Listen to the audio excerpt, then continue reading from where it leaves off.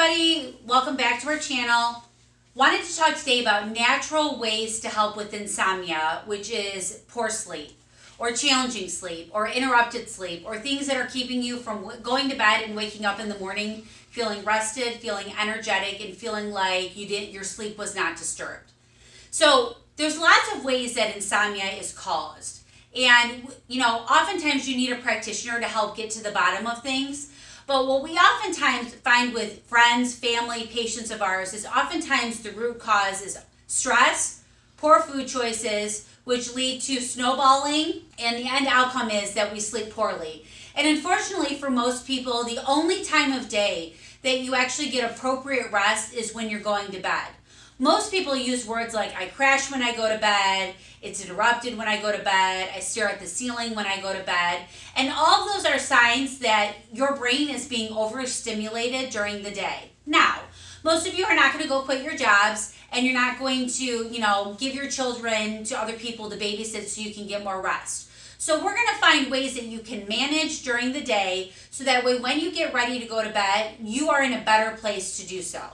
So like we just mentioned, one of the places that we start when we talk about insomnia is the brain. Now, we're talking about someone who has no diagnosable condition, no, outstanding issue that they're trying to resolve. Obviously, we really encourage to get an opinion about what's going on. But for someone who finds themselves to be relatively healthy and they just need a little extra help in this department, this video is going to be really helpful for you.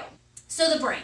Oftentimes the brain gets overly stimulated, and then when we take away a lot of that stimulus and we put a fan in the background and we turn the lights out, oftentimes people say, I just can't get my brain to shut off, right? You've heard of people who count sheep before they go to bed, and they run fans and they run dehumidifiers and humidifiers just to see if they can find ways that help to manage how they sleep at night. So one of the biggest ways, and we'll talk about this in other videos, is to discontinue using electronics an hour before you go to bed. I know, before you turn off the video, stay with me just for a second. So if you can imagine, all the input that's coming from the TV or all the input that's coming from your iPad gets absorbed by the eyes, and the brain has to process the information. You watch a TV show, your brain processes the information. You watch Wheel of Fortune, your brain processes the information. And unfortunately, when you go from watching those TV shows or playing a game on your iPad, then you go to shut the brain off. Again, it's that constant stimulus and the blue light that's coming into the eyes. So we don't realize that blue light is getting absorbed by our eyes and processed by our brain because we don't see it. So if you notice on my glasses, I've got a blue reflection on it, which helps me deflect some of the blue light. So first recommendation, discontinue electronics an hour before bed. If you're having a hard time getting your kids to calm down before bed, this is probably a big one for them. Help them decompress. Story time, read a book, talk to each other, but you really need to slow everything down to give your body a chance to acclimate to what you want it to do, which is rest, sleep, gain some energy, so that way tomorrow can be a great day. The next one I have is sometimes people eat too late at night. So what happens is they try and digest food while they sleep, and when you try and digest food while you sleep, it takes away the energy that's needed to help the body recover and regenerate for the next day. So one of the things I tell people with eating is, number one, intermittent fasting is really helpful. I'm going to slow that down a little while because those are big words. Intermittent fasting. This is something we'll probably spend more time on another video, but I'll at least pique your interest. It's where we take a period of time, usually 12 hours, where you don't eat any food, where the sole purpose of the body is to regenerate, to recover, and actually help boost the immune system so that way you can start your next day doing great things. More to come on the next video. The other thing I suggest as far as eating too close to bed is, if you found yourself eating a large meal before you went to bed, oftentimes that can irritate the body and be super uncomfortable, where you feel bloated or you feel like you've got indigestion before you go to bed. Not a true sign of insomnia, but it's also going to keep you from getting a good night's rest, and ain't nobody got time for that. So what I oftentimes recommend is, if you have to go to bed with a full stomach or you ate later than you intended, my suggestion is sleep on your left-hand side. So the natural drain of the stomach of food once you eat it is to follow the left side of the body.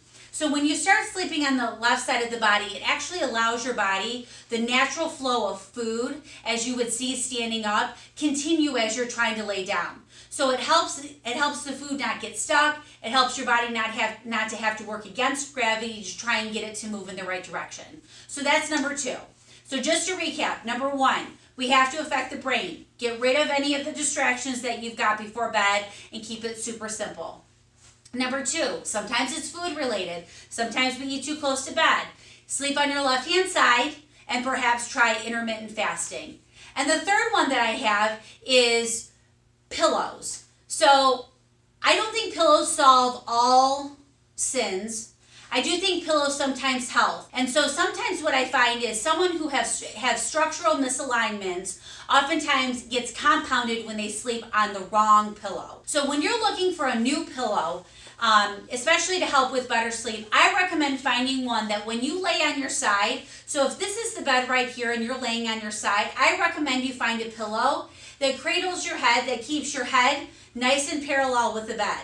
Anytime that your head has to go like this because the pillow's too fluffy, or you have to go like this because the pillow's too flat, your neck spends too much time at night contracting, which can cause muscle spasms. So a lot of people will complain when they come to the office that they toss and turn all night because their back is bothering them. And one of the things I suggest is starting with a great pillow. Now obviously, if you haven't bought a new pillow in 10 years, and even more so, you haven't bought a new bed in even more than that time, that's something that we need to discuss. Because although it won't solve the problem, it will give you temporary relief so that we can at least get you sleeping.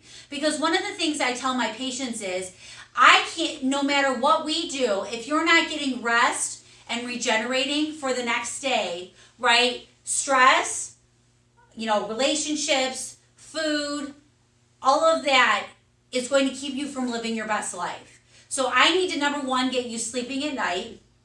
And then number 2, figure out, once we're getting that appropriate sleep, how we can even further help the body do what it needs to do.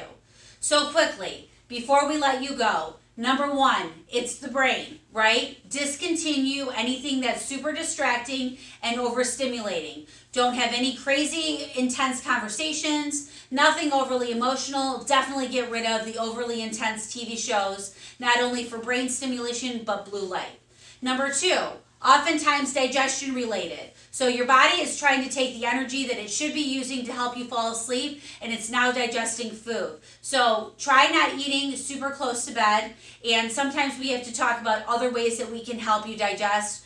That will come at a later video.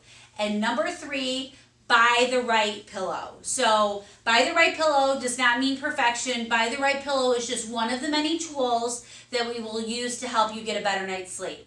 This is not an all-inclusive list. There are many more things that I could share with you, but the most common that I get in the office are the 3 that I just shared.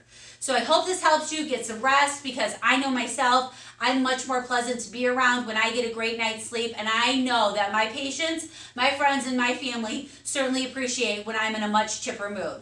So I hope you enjoyed this video, and if you've got any comments, please comment below. We'd love to know how you're enjoying our content, and we will see you on the next video.